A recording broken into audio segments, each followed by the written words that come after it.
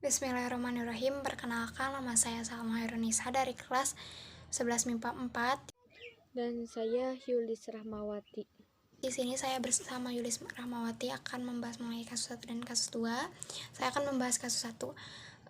Faktor penyebab kasus ini terjadi. Pertama, pelaku yang merupakan seorang konsultan pada awalnya adalah seorang dosen. Namun setelah pelaku menjadi konsultan, pelaku sepi job, sepi project, sehingga pelaku yang hampir bangkrut ini memutuskan untuk mencetak beberapa mata uang 20.000, 10.000, dan 5.000 dengan kertas biasa. Tujuan pelaku mencetak uang dengan 20.000, 10.000, dan 5.000 ini karena uang ini terlihat cukup mirip dengan uang aslinya dibandingkan dengan uang yang lebih besar seperti 100.000 dan 50.000. Dan pada kasus 2, seorang anak buah kapal ABK yang berinisial R berniat untuk menjual daun ganja kering di atas kapal ikan. Jadi, dapat disimpulkan dari kedua kasus tersebut, faktor penyebab yaitu dari himpitan ekonomi. Nomor 2, jenis pelanggaran hukum yang dilakukan, yakni mencetak dan menggunakan mata uang palsu. Pada kasus 2, yaitu tindakan pidana kepemilikan dan penyalahgunaan narkoba.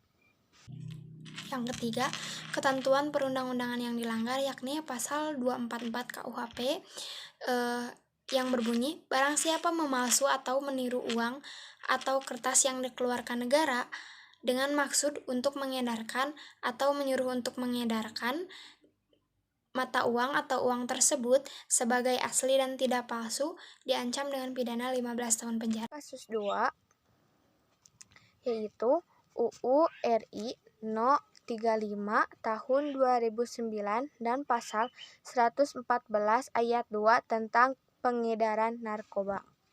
Berbunyi, dalam hal perbuatan menawarkan untuk dijual, menjual, memberi, menerima, menjadi pelantaran dalam jual beli, menukar, menyerahkan, atau menerima narkotika golongan, sebagaimana dimaksud pada ayat 1 yang dalam bentuk tanaman beratnya melebihi 1 kg atau melebihi 5 kg.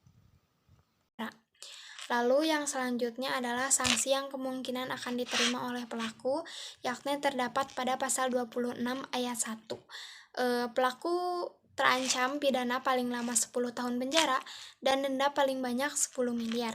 Saksi yang kemungkinan akan diterima pelaku pada kasus 2 yaitu pada pasal 127 minimal penjara 5 tahun dan maksimal 20 tahun atau bisa dihukum mati.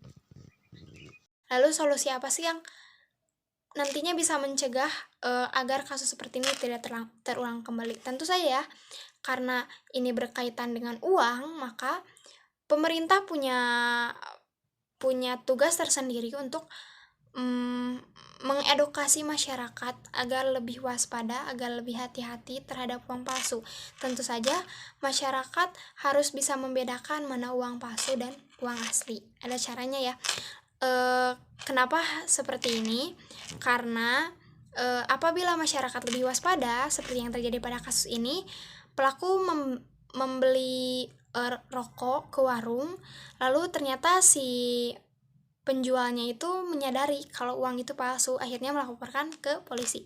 Apa yang akan terjadi apabila penjual tidak melaporkan itu ke polisi? Apabila penjual tidak menyadari bahwa uang itu palsu, maka pelaku akan melakukan hal ini terus-terusan karena pelaku merasa mungkin tidak ada yang menyadari hal itu. Oleh sebab itu, maka pemerintah punya tugas untuk mengedukasi masyarakat mengenai uang palsu. Begitupun juga dengan masyarakat yang harus bisa membedakan mana uang palsu dan uang asli. Dari kedua kasus tersebut yaitu dengan meningkatkan kesejahteraan masyarakat, meningkatkan kualitas pendidikan, serta minimalisir kesejahteraan masyarakat, sehingga setiap masyarakat Indonesia dapat lebih mudah untuk menjauhi dan menghindari pada kasus 2 di atas.